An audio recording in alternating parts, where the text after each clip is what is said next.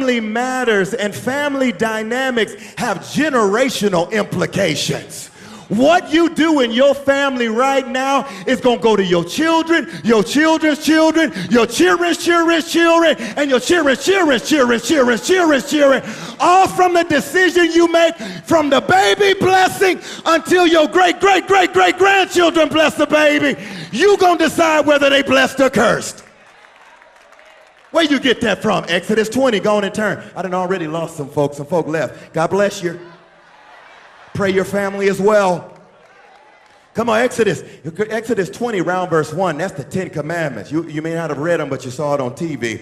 Thou shalt not. Good. Come on, thou shalt. And verse 2, it says, Exodus 20, I am the Lord your God who brought you up out of Egypt, out of the land of slavery. You shall have no other gods before me. You shall not make for yourself an idol in the form of anything in heaven above, or on the earth beneath, or in the waters below. You shall not bow down to them or worship them.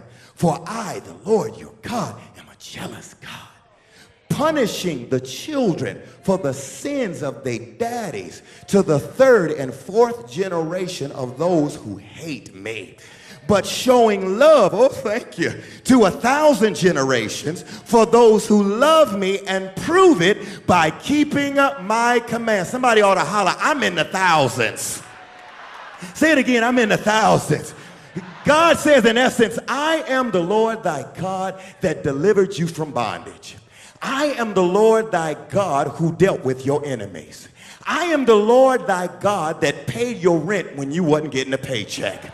I'm the Lord thy God who healeth thee after the doctor said there's nothing else I can do. I'm the Lord thy God that helped you kick the habit and now have you sitting in church like you ain't never done nothing in your life.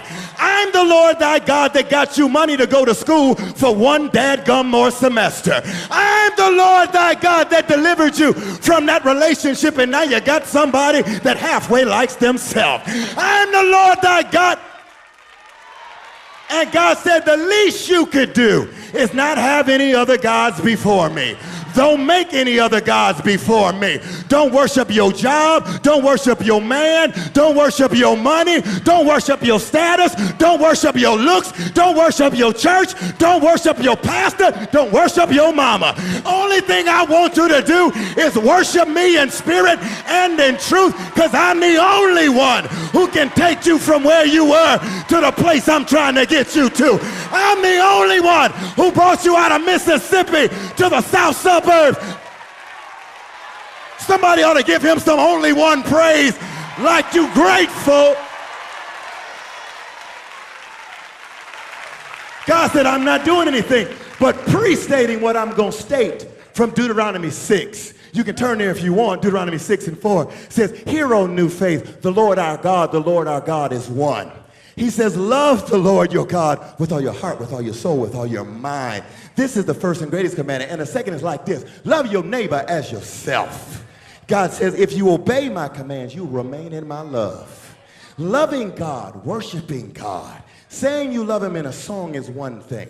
Obeying his command says you really love him. And your entire family hinges on whether you love God for real or whether you're just a church person. Because Jesus says, love your neighbor as yourself.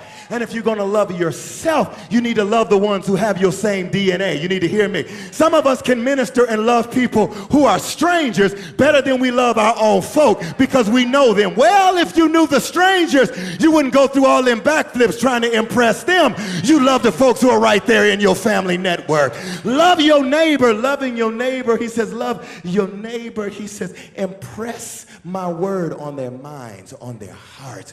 Talk to your children about the word where you go. He says, because you need to understand they got to learn how to keep my commandments. Because I punish the children for the sins of the father to the third and fourth generation. He says, but I show love to 1,000 generations to those who love me, and prove it by not just coming to New Faith Baptist Church, but after the benediction, they take them commandments that they got from God and try to work it out after it's done. Look here, look here, look here. Who you are is a download from your people. Hear me? Some folk are so marked by their families that you know them if you ain't never met them before. They got the same nose. They all got that hook head. All of the son and the daughters, they all walk alike. You like, Dad, gum, your people just ruined you.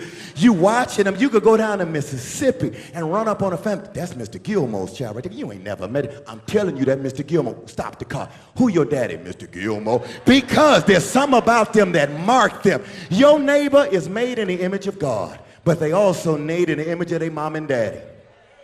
And all of the download, all of the idiosyncrasies, all of the phobias, all of the will. Hear me, there's some spiritual transfer that's downloaded in you in the 21st century. You didn't know there was horse stealing in your family, but you got to stop yourself from stealing that Snickers bar because it's in your family. Y'all don't hear me real good. And I will enter